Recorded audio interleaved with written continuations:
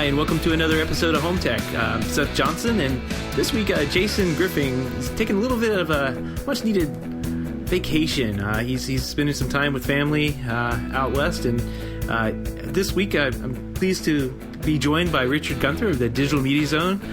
Richard, how's it going, man? It's going great. I'm glad to be back on the show. I remember I spoke with you guys a long time ago about Insteon technology, and you know, lo and behold, you're talking about Insteon a little bit on your last episode, and I'm just driving along in my car listening to this conversation, and I hear one of you say, "So Richard, if you're listening, tell me that isn't a weird experience." Yeah, it's a bit surreal. I kind of had the same thing happen to me because you were talking with Mike, and I'm going to forget his name again. It starts with an M. Mike Fauché. Fauché, okay, about what he's doing in his home, and you guys were just going back and forth about Insteon, and I'm just eating it up, and then all of a sudden you said my name and kind of the blog post that I've been doing, and I was like, what just happened here? so yeah, I had to pull over to the side of the road, catch my breath, and say, all right, we've got to get a hold of Richard and get him on the show. So, but yeah, thanks for coming on. Really appreciate it. Especially when we're one host short, it really does help out. And I guess we can go ahead and say that I'm going to help you out too on Home On this week. I guess you want to plug that show a little bit? Absolutely. So I have a show called Home On the Digital Media Zone, and we focus really more toward the hobbyist and enthusiast who's getting into home automation. So we talk about consumer-oriented technology, but sometimes we get a little bit deeper into stuff that's a bit more complicated for your general consumer, and that's kind of where we were going last week. Yeah, and I mean, I love that show. You guys, I think the first time I ever heard Home On, I was searching through the iTunes directory, right? And I'm just searching for like home automation, home technology, home whatever. And I caught an episode of you at Light Fair one year, and geeking out on lights. Oh yes, and I'm like, someone's talking about Kelvin and temperature. All right, this is who I want to be listening to. so yeah. Definitely, if you're interested in home automation at all, and seeing what the DIY crowd is capable of, check out Home On. It's a great podcast. I really enjoy listening to it. Cool, thanks, man. So there's this thing this week from Kaspersky. I'm gonna mess up the name here in the show. I nailed it earlier. I'll mess it up later. No problem. They published an article this week saying, why are the Internet of Things so bad? And I just kind of wanted to touch on that and bring it up here and just chat with you a little bit about what's going on with that. And I think they called it the Internet of Crappy Things, which I thought was hilarious. So what are your thoughts on what these guys are saying here? I mean, the gist of this is that more and more stuff is getting connected, and a lot of it is happening without the parties involved really thinking about the implications of that, or in some cases, even the need for that. So they talk about how companies are connecting appliances and connecting even, heavy machinery and businesses sometimes, and not necessarily thinking through the implications of, well, what if some bad guy got a hold of this? What if this got hacked? What could happen? And I think it's a valid concern. I mean, a lot of times we say, oh, well, someone could break into your house by breaking a window. Why would they bother trying to hack your system to do that? But what they're bringing up is more along the lines of things that could actually do harm to people or businesses or residences. And I think it's a legitimate point. Right. And Kaspersky, they're famous for their security intelligence. I think they even have an antivirus program out there. I've known them in the security analyst world for years. I mean, you read these papers by these guys, and this is their job. It's their job to worry about this stuff. And I've kind of always been on the kind of other side. Control 4, which is a product that we talk about here on the show a lot. It's a home automation product that I sell as a dealer, but famously has been pretty open, if you will. And by that I mean security-wise, it's pretty open. The dealers and pretty much everyone knows the root password to these controllers. They run on they run on BusyBox Linux. So you just get right in, you can do whatever you want. Now that's not really a problem if you have a locked down, properly secure network, right? Because you'd have to be on that network to do anything with the controller, and even then you'd have to know some pretty intense internals of how Control 4 worked. But you could do something if you wanted to, maybe delete all the files off of it, and the person would have to call their dealer out basically to get their system reinstalled. Not completely reinstalled, just reload the project on. And I've always been kind of the opinion, like, this doesn't matter much, because it's a $85, $100 service call to get that fixed. And it's probably the dealer's fault anyway for not locking down the router. And if a criminal actually wanted to break into your house, they're not going to make some kind of script that's going to find your house on your block and find this very minuscule, tiny target and go try and break into your house and find, if all these perfect conditions line up and break into your house by magically open your door locks. And I guess what Kaspersky's saying here is that, maybe you're not thinking this all the way through, Seth. And I can kind of understand that, because it's something here. There's something to this. Like, if this becomes more popular, if there is, if 90% of the homes out there have a connected door lock, that's going to be a serious target. And any link in the chain there that is weak, an attacker can get into and pretty much make insecure. I think there's something to your point, and I had kind of echoed the same sentiment about breaking into a house. But if you think about the example you gave, where you have a control system that is basically in charge of all the things that are in your home, and that control system then may be connected somehow to the cloud so that you have the ability as an installer to remotely support them. The problem, if you think it's a problem, with what we're seeing now is that more and more of these devices themselves come designed in a way that they each create a tunnel to get connected to the cloud. So now you basically have more ways that someone could get in. You have more avenues that could be hacked. And these devices are more and more, and this is a good thing, I think, interconnected. So any one of these isn't necessarily just going to be an attack vector for it, but potentially for other stuff in your home or in your business. They give a very interesting, perhaps overly dramatic example of a car wash that can be remotely serviced. And the remote service capabilities of that car wash allow you to basically control everything about it, allow you to turn on or off the machinery or move it about or open or close the entry into the building, or even be able to process the payment all remotely through some cloud access. And maybe this is a little bit Dr. Evil thinking, but what's to stop someone who wants to just, show what you could do with this technology, demonstrate it by taking a car and destroying the car in the car wash or something like that. Yeah, I can see that. I guess to me, most criminal motives are not really damage, but most of them, there's some of those damage. Most of them are looking to get something, and particularly money or jewelry or, something that equates to money.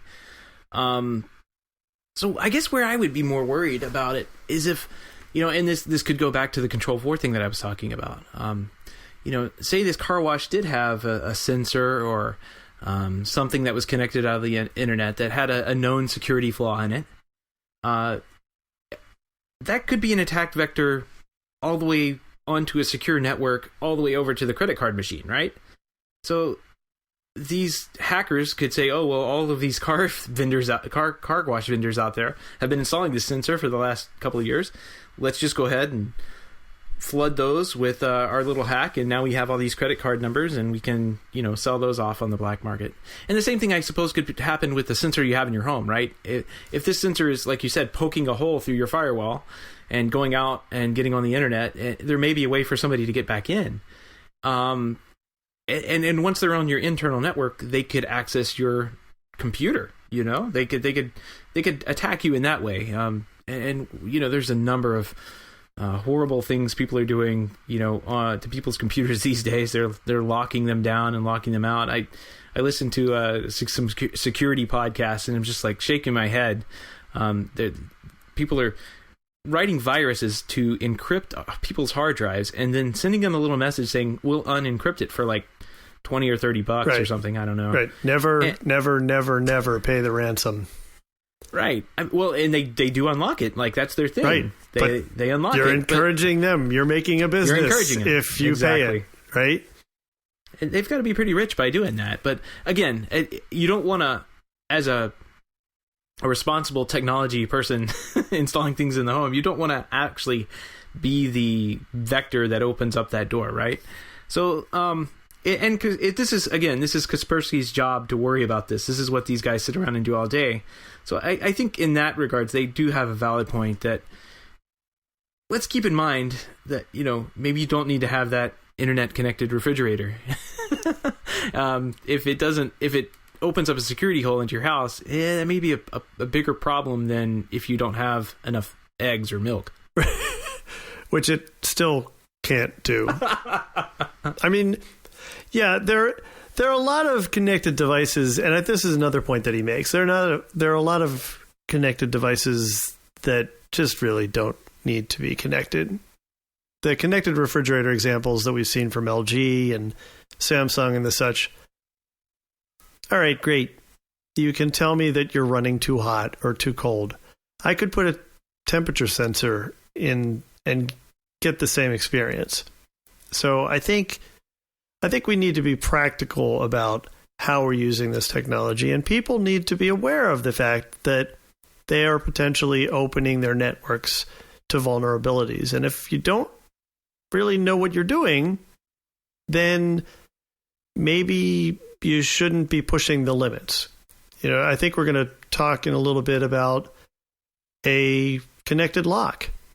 I'm paranoid about connected locks because I don't think I know enough about how to secure my network to make sure that nobody but me is going to be able to control that lock. Yeah, and that's a good segue to go ahead and start talking about connected locks and really kind of the security into the home.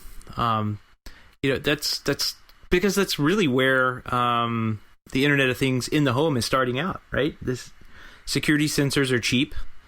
If you hook a little cheap computer up to them with Wi-Fi, that is now an Internet of Things. Like it's one of those things that you can put on the internet.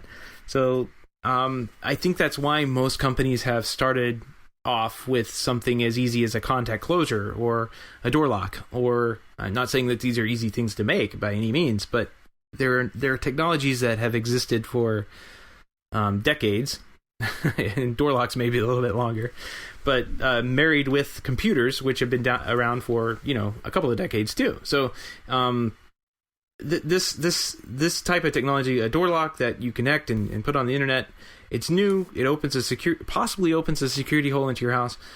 But I'm gonna have to say, I'm kind of warming up to this. I've been using one, and we had a really great review sent to us by a guy named Jonathan. And I don't know if he wants us to put his last name on here, but I'm going to go ahead and just kind of cite his review, and I'll reach out to him and see if he wants me to put it on our website. But he did such a great job. I just wanted to mention and say thanks for sending this in. He reviewed the Yale lock, which is the Yale Security Real Living Electronic Keyless Touchscreen Deadbolt, fully motorized with Z-Wave. It's actually a pretty cool lock. I've used it in the past at some clients' homes that wanted some. I call it the palm lock because you actually have to walk up to it and kind of put your hand over the entire screen, and then it wakes up. That's what activates it, right? So there must be a low battery powered sensor in there, and then you press the buttons, and it actually has a speaker that talks to you inside of there. It actually speaks to you. It's kind of freaky when you first turn this thing on. It starts telling you instructions in plain English. It looks like it's English, French, and Spanish. Pretty cool product to set up. I've been using a quick-set version on my house.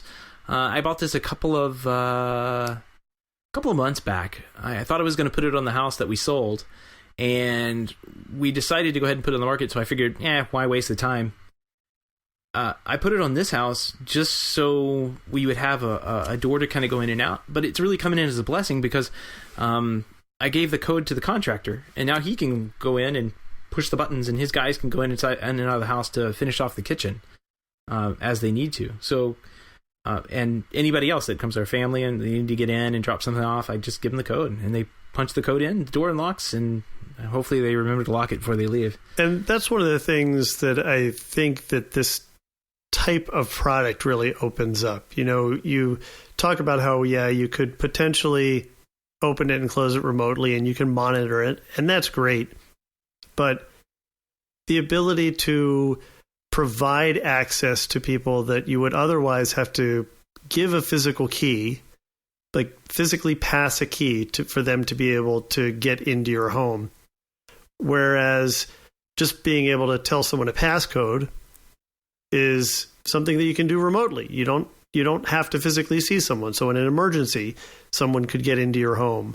Or if you needed your pet sitter, or you needed a contractor, as you said, to get in. And most of these systems allow you to establish unique codes for different people too, so that you don't have to give them your house code. You give them a code that's good for them, and then you can shut that code down later. Yeah, that's a mistake that I made. I only put one code in it. Yeah, you might want to change that. Yeah, and I gave it to my wife. I'm like, hey, here's our code to get in the house, and she kind of looked at me sideways, kind of like, what have you done? What have you done? But then she started using it. I think she warmed up to it, and I if anybody has followed me on Twitter for any particular time, they've noticed a couple of times I've been locked out of the house, and that doesn't happen anymore. I mean, it has happened, but it doesn't happen anymore because I can just walk around to the door that has the thing on it and push the buttons in. It's embarrassing that it still happens, but I can't believe I'm 33. This is ridiculous. So, yeah. But yeah, I wanted to kind of bring this up and just kind of chat with you about that because these types of systems. I was curious. You don't have one. It sounds like you don't have a connected door lock. I don't. I'm too paranoid.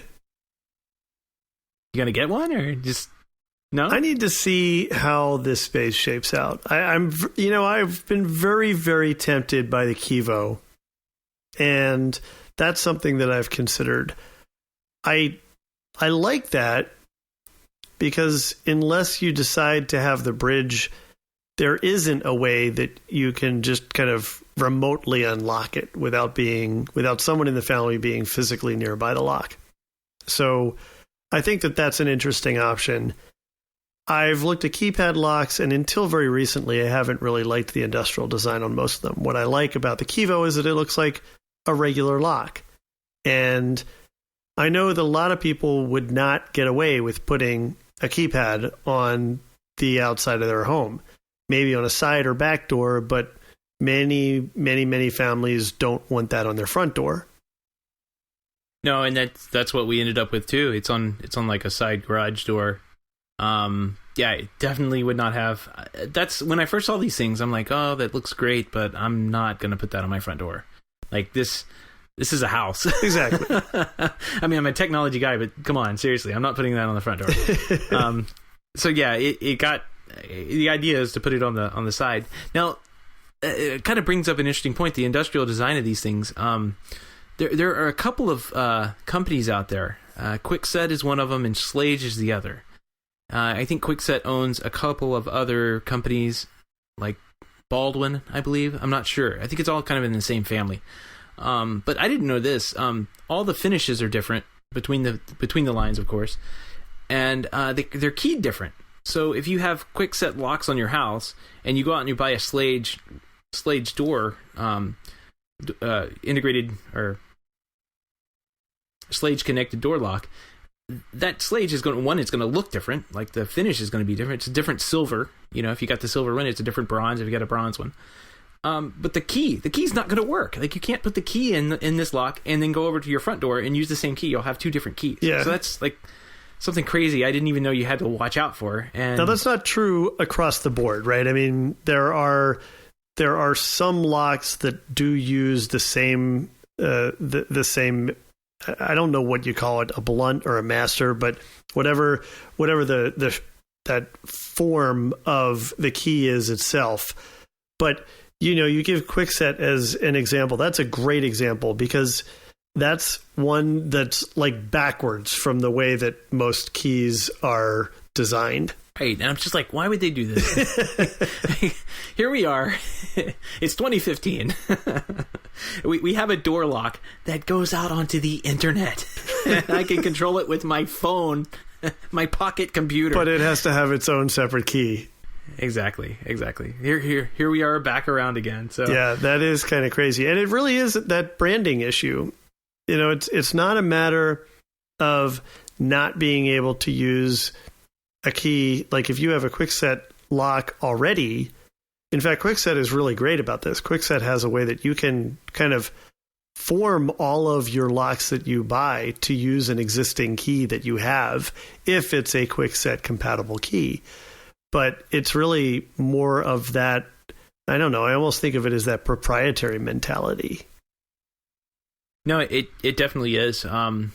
That's what we ended up doing. We ended up buying all Kwikset locks for the rest of the house. The front, whatever the front door ended up, I think was what we would have just ended up putting everywhere else. But yeah, they have that little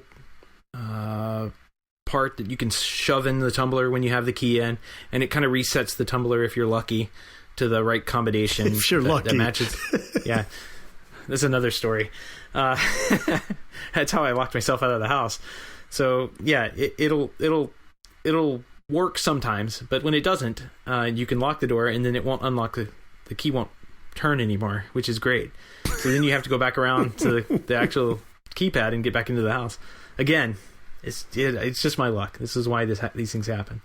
But yeah, I mean, in a magical world, everything all works together, and it's kind of why I want to have you on because, as you know, and as most of our listeners know, I'm in the middle of a project. I'm trying to put together a smart home, and I've got some product that I can use. I've got most access to most of the professional product, like Control4, Lutron,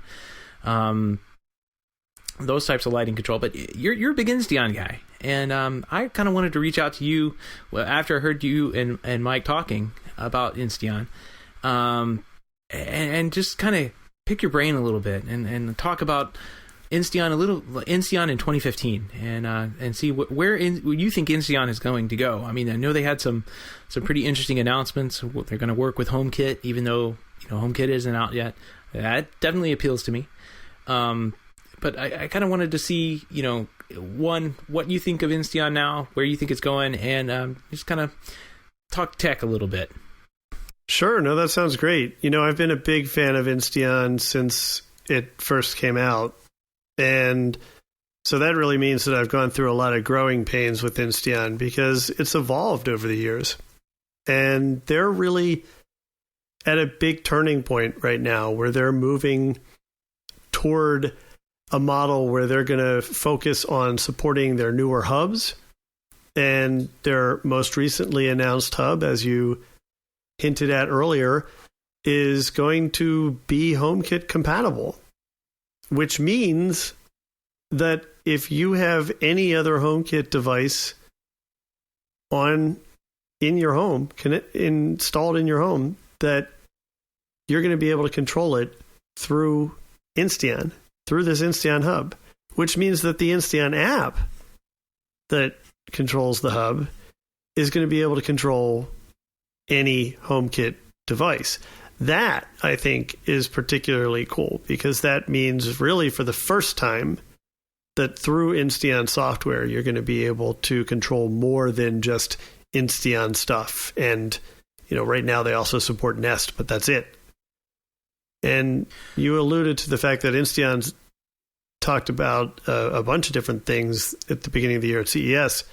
They've announced partnerships with Thread. They've announced partnerships with Nest, with Microsoft. They're all in. They're all about the integrating now, which is, I think, a real change for them. Yeah, that's really what kind of appealed to me when I started looking into it. Insteon a couple months back is around the CES time, I suppose. When I was hearing all these stories about them, it seems to me like they're making kind of a push to be the center of the home automation in the home, not just for lighting and maybe a little bit of HVAC. Like they want to do a little bit more. Yeah, they definitely do, and they also recognize that they're really good at producing the products that they have now, but they don't have as broad a coverage in product categories as they might like. We've talked in the past about how they don't really have door locks. They have kind of a hacky solution that you could use for a door lock, but it's nothing that we would necessarily recommend. And there are other areas like that. They don't have anything for presence. They have interfaces that you can connect to third-party products to make them work with the Insteon solutions that you have in place, but it's clunky. And so they're really reaching out to be able to support more than just their own stuff. And I think that's great. Now, I will say that I'm going to have high expectations of their app if they're promising to control all of these new device categories, because right now their Insteon app that controls the hub that they have out today is kind of limited. It doesn't allow you to do complex things like conditional logic.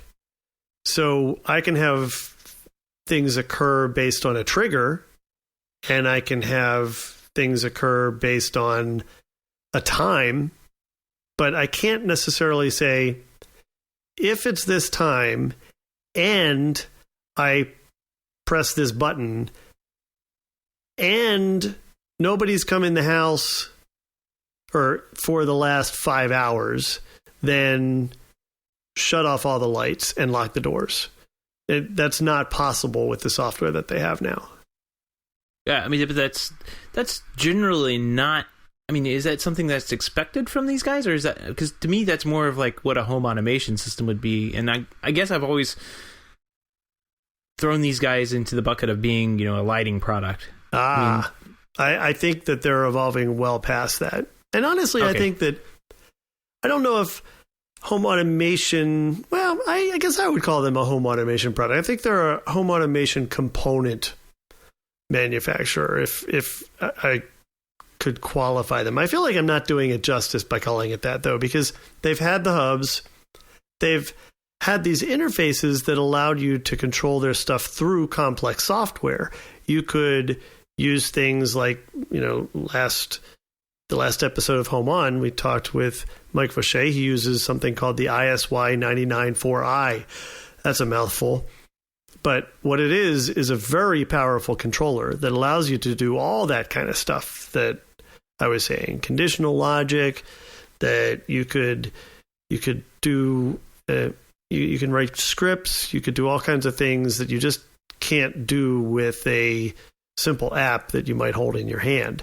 And a lot of folks who are using Insteon are using Insteon with these third-party controllers because they want that capability. Okay, so yeah, I get that. So here's a question I have. All right, so I've got a couple of requirements for this lighting system that I have in mind. One of the most interesting things I did is I deleted all the three-way lighting I have in my house. What does that mean, deleted? Deleted. Like you defeated the three-way switches? They're not there anymore. There's no three-way lighting. Now, I will need three-way lighting, but there's no more three-way lighting. So where I once had a switch on one side of the hallway and a switch on the other side of the hallway, and they both controlled the same light. That's what we would traditionally call a three-way light switch, right? Right. I have taken the load for the light and added another load in where I have two light switches in the hallway that will control independent loads. Does that make sense? Got it. So let's back up a little bit. In the context of you're building a new home, or you're basically renovating a home, and you're working on the wiring in this home, right? Correct. So what you've done is you've said, okay, there were three-way circuits here. I don't want three-way circuits anymore. I want every light box, every switch box to be able to control its own thing, or to at least have its own hot and ground so there can be a controller in there. Exactly. Yep, that makes complete sense. Okay. What that doesn't help you with is where things like code requirements do actually still require you to have three-way lighting in some situations, or at least the ability to turn on a light, say as you enter or exit out of the building. There's definitely a code requirement there where you should be able to turn on the lanai light when you walk outside, and also when you come back in. If you come back in through a different door, you should be able to turn the light on or off. And so that's where Insteon has, and so does Lutron Control 4. They have the concept of a keypad dimmer. So you'll have a keypad control surface, but there's also a load behind it. The keypad control surface gives you the ability to turn on and off both the load and activate scenes and other things throughout the house. So one button could be for the load that is directly there, and the other button could be for the three-way portion. And hopefully that makes sense to you. I hope that makes sense to other people out there. Yeah, and I mean, I don't know that I would describe it that way, but basically, what that dimmer allows you to do, what the keypad dimmer allows you to do, is one unit is both a load controller, meaning it can turn something on and off, and depending on the model you buy, potentially dim it as well, and have all these other buttons on it that you can program to do anything else. Turn a light on somewhere else. So that's your three-way functionality potentially. And trigger a scene or be an indicator, because each one of these buttons has a light behind it, that something is happening. So that device is probably my favorite Insteon device. And one of the little known secrets about that is that it doesn't have to control a load. You can simply throw it in a switch box that has a hot and a neutral and run it as an 8-button keypad for anything in your home. Right. And that's what appeals to me. You could actually well, here's my question. Can you decouple the load from, I guess you could, from that description there. You don't have to control the load with any of those 8 buttons that is attached in the same box, right? Exactly. Okay, so yeah, that's exactly what I'm looking for. Both Control 4 and Lutron offer this, but both of those systems are considerably more than what you can do with Insteon. Yeah, exactly. So, and we're talking, the Insteon price tag on that, I think, is about $85 for this 8 or 6 button controller, and add custom etched buttons on top of that for another $20, maybe a color plate. The whole thing is barely $100. Yeah, and I can tell you, Lutron and Control 4, I think Lutron I can't remember their prices right now, but I want to say they're about $300, and Control 4 is maybe 20% less. I mean, and that's Lutron comes with the engraving. I don't know if that helps you any, but if you pass out on the floor. But in Control 4, you still have to buy the engraving for the buttons that you put on. So yeah, that definitely appeals to me. So that's kind of the control surface that I need. There's a couple of other things that I want. Fan control. Does Insteon do anything with like fan speed controls? Yeah, so there's an official answer and there's an unofficial answer. So the official answer is that, like most fan kits that you can buy, they have a controller that you can put in the crown of most fans where it's installed, and that will connect to your fan and control the fan motor through a switch that basically allows you to adjust the fan and light individually if you want to do that. And the unofficial answer, and I'm not saying that people should do this, but there have been many, many, many reports, even from people who work at Insteon, unofficially, that simply using their digital dimmer with a fan works without humming. Yeah. I don't know if I would do that, though. I'm saying like, saying I would do that. I'm just saying that there are a lot of reports out there that works. Yeah, when it comes to electrical safety, I'm kind of I don't know. If it's not rated for it, I just simply won't do it. And makes sense. Yeah. It's just me there. So, all right. So that's good.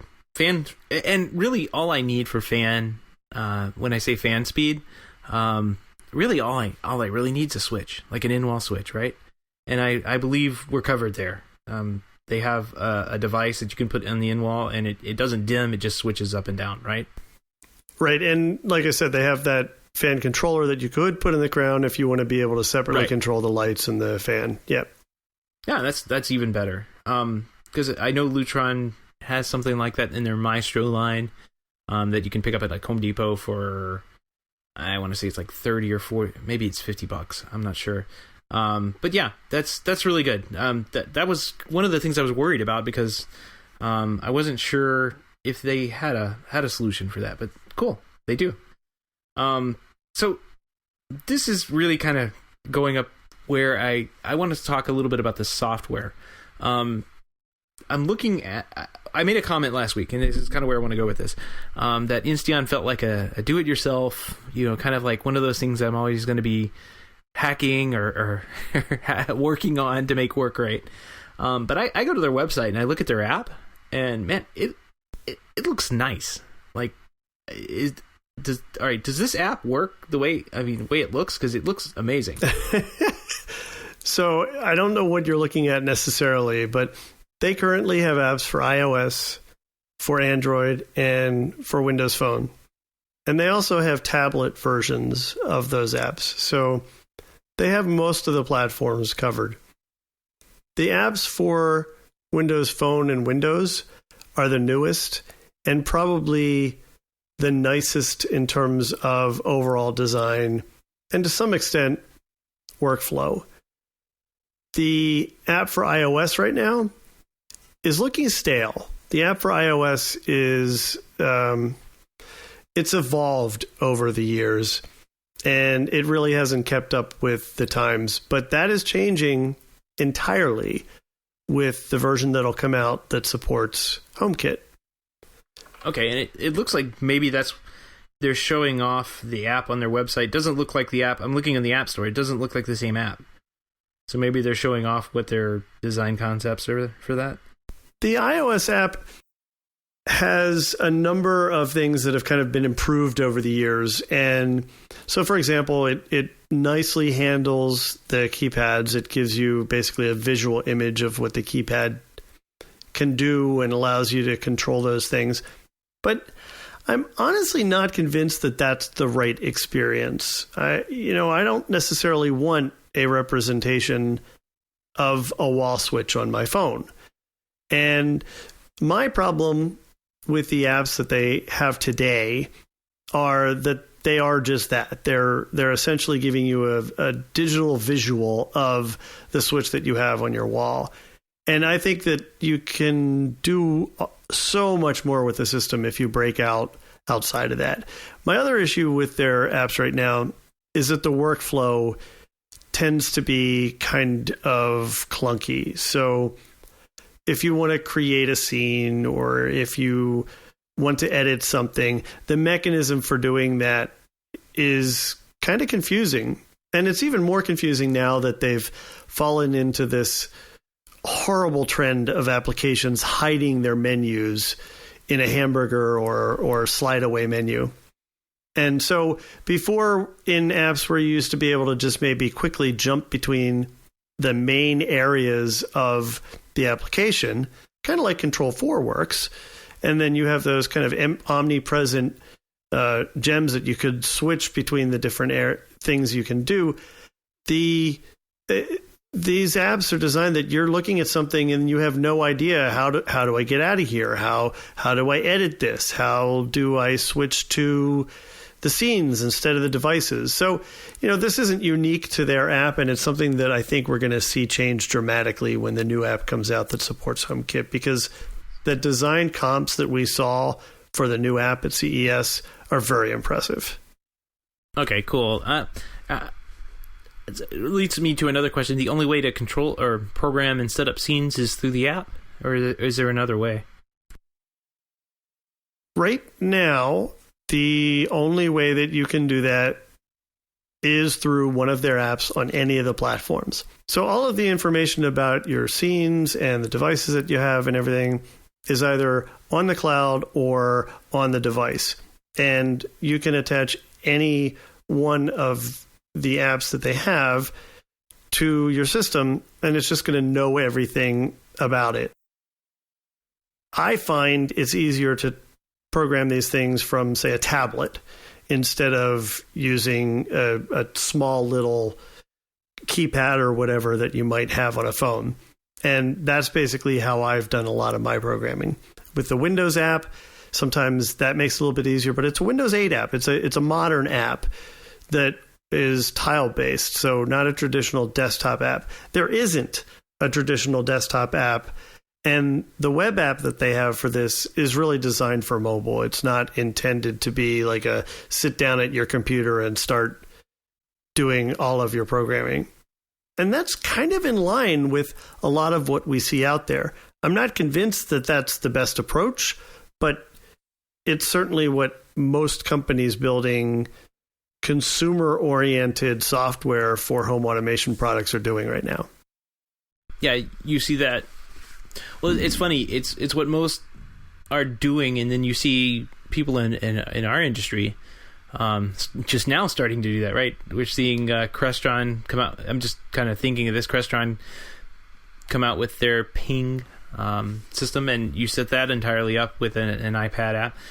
You have Lutron coming out with the Caseta line. It all gets set up on a tablet app, I guess I should say, rather than branding it as an iPad. But yeah, I mean that's I don't think that's necessarily a bad thing if, like you said, it is convenient and the workflow is easy to do. If it's hard to do, and there's definitely better ways. Hopefully they can fix that over time, but I'm not convinced it's like the end of the world. So I guess that kind of brings us. It gets me caught up on what I guess I need to know about Insteon. But so what's the ISY 994i controller do for you? Is this something like, does this replace the Insteon hub, or is this something that sits off on the side and runs the rest of the show? So right now there are third-party products that allow you to control Insteon devices. They all require some integration with Insteon in the form of physical hardware. So, for example, the ISY requires that you would have a powerline modem, basically a device that translates the information coming out of the ISY into the information that the Insteon devices are expecting to hear over the air or in the power line itself.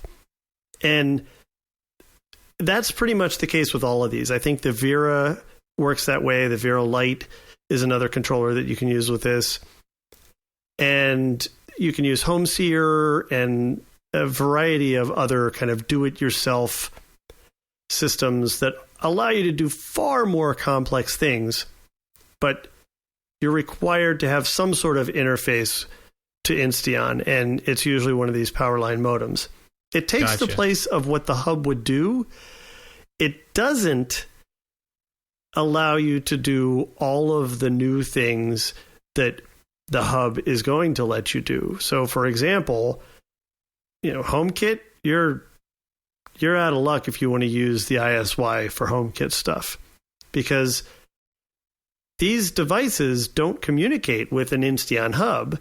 They just have this kind of translator in there that knows how to talk Insteon to the devices in your home. So it's an older way of basically getting much more powerful control over your Insteon devices than you could with the software available from Insteon itself. Now, I would not be at all surprised if we end up seeing versions of these things come out in the next year or so that are talking to the new hub, that are using the integration capability and the API that they're making available for the new hubs to be able to control it with third-party software or through third-party devices. I think that's inevitable, but I think it's going to take about a year until we start seeing those things. Okay, gotcha. So I was quickly looking through the ISY 994i. If that's not a geeky enough thing for you. Doesn't that seem like a model number made up by Sony? It just rolls off the tongue, yeah. Oh my gosh. Yeah, I was looking at the screenshots and I'm like, okay, this is definitely not where the direction I want to head. Because, I mean, the reason I'm asking this is for the 3 simple letters that we use in our industry all the time, and that's the WAF, and I call it the wife acceptance factor. So we always judge products on, like, how much is my wife going to, allow me, is she going to live with this product as well as I will? And really, I mean,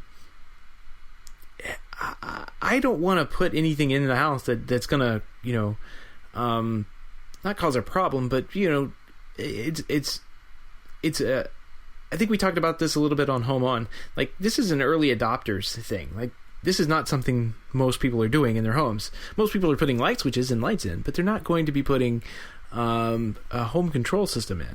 So that home control system that I'm putting in has to work just as well as the light switch that's been working for 100 years works. And if it doesn't, then that's going to be a problem. And that's totally an understandable attitude to have, to me at least. Absolutely. So I want to make sure that, whatever I put in however much money I spend on it, it works as well as the $1.49 switch that we could have picked up, and I don't want it to be difficult for anyone in the house to use, especially when it comes to the app on the phone, along those lines. That makes complete sense. And I know I sound like a fanboy for Insteon, and you could probably argue that I am because I've been using it for so long and I'm familiar with it. But I use other products, and I think there are other products that do things better than Insteon in some cases. Well, and I want to interrupt you. Like, I don't think you are. I think the times that we've talked to you about Insteon, you've been pretty critical of them and called out faults where they're lacking, and you've given them praise where they've done well. So that's why I wanted to reach out to you specifically and talk to you and not somebody from Insteon, like, let's talk to a guy who actually has hands-on time. Sure, that's fair. And I think that I do that because I like it as much as I do, and I have the highest of hopes and, frankly, expectations. And so there are areas where I want it to be better, and I think it can be. I honestly believe that the Insteon product line is probably one of the best product lines out there for achieving that wife or partner acceptance factor. I think that the products that they have are, first of all, designed to look like they belong in your home. Their light switches look like light switches. Their keypads are unimposing. Their products that they sell that get installed in a switch box all come with multiple color options that you can get so that they match the decor of your home. And most other manufacturers at this price range just aren't offering that. Most offer white. Lutron is a little bit better, but it's hard to find the variety and the types of products that they have that are going to work as well in your home in terms of decor. And that's a big thing with some families. Now, I also think that they're very reliable. I have found that the dual band products that they have, the newer products, and almost all of their products that they offer now are dual band, meaning that the signal is not only going over the air the way that, say, Z-Wave does, but it's also getting repeated on the power line the way that PLC and X10 stuff used to work. And that dual band technology really is what makes it very reliable. It creates a mesh network like everyone does nowadays, but they're two networks, basically. There are two channels that it can use to ensure that that message gets through. And I have very, very little problem with reliability. I have very little problem with turning a light on and making sure that it comes on. I have very little delay. It's rare if I have to wait a second for something to happen, if I have a remote switch turning something on that it doesn't control. And if it's controlling the load, it's instantaneous. But that's all good to hear. I mean, that's actually more than I expected, especially knowing the price range these things come in at. I mean, I don't get that sometimes with the professional products that I put in, so it's good to hear. And it's really good. Like I said, the times that we've talked to you about Insteon, and it's been a couple of times. I think we had you on the show once, and then I think we've talked about it a little more. Maybe at CEDIA we talked a little bit more. Mm-hmm. You've been kind of like my go-to when it came up to talking about Insteon and what they were doing and in what direction they're heading. And of course, I think I've heard you talk about it on Home On a couple of times here and there. A couple of probably every episode. Yeah, we'll include all of those links in the show notes. So, but yeah, I just wanted to kind of pick your brain a little bit here, and I was leaning towards Caseta last time, I think, on the show. Now I'm leaning a little bit more towards Insteon. I kind of had written them off, honestly, and I'm glad I talked to you because I think it's a product that not too many people know about, and if they did, they might be using a little more lighting control in their lives, which I think is a good thing. There's plenty of ways that you can optimize how you live with lighting control, and I think most people kind of miss out on that. I'm just, it's one of the things that I'm pretty big on when it comes to home automation. Security, which gives you all the sensors, and then lighting control, which gives you the ability to do things and do different things in the house, which is also very nice. And those two things right there, those are probably the most noticeable things that you could do, dollar for dollar, that you're going to find for home automation. I can't really think of, maybe, okay, cameras, that would be easy, but that's going to get you a picture and maybe recording, and who cares about that? But I think dollar for dollar, lighting control and security, those two products teamed up, that's really what makes your house sing when it comes to home automation. Yep. And so, I'm glad I got a chance to sit down and talk to you about this, and I really appreciate you coming on the show. I know we're running a little bit long, both the time in the night and on the show here. So I just wanted to say thank you again for coming on, and let everybody know, plug Home On one more time, let everybody know where they can find you on the internet. Yeah, absolutely. So the show that I host is called Home On, And in our most recent episode, you'll hear more of Seth. And we're talking about the news of the last week or two. And we are found on the Digital Media Zone. That's thedigitalmediazone.com. You can find me on Twitter at Richard Gunther. I used to have all these different, well, I still have them, all these different Twitter accounts, and I still use them, but they're all aggregated in one place, one simple place.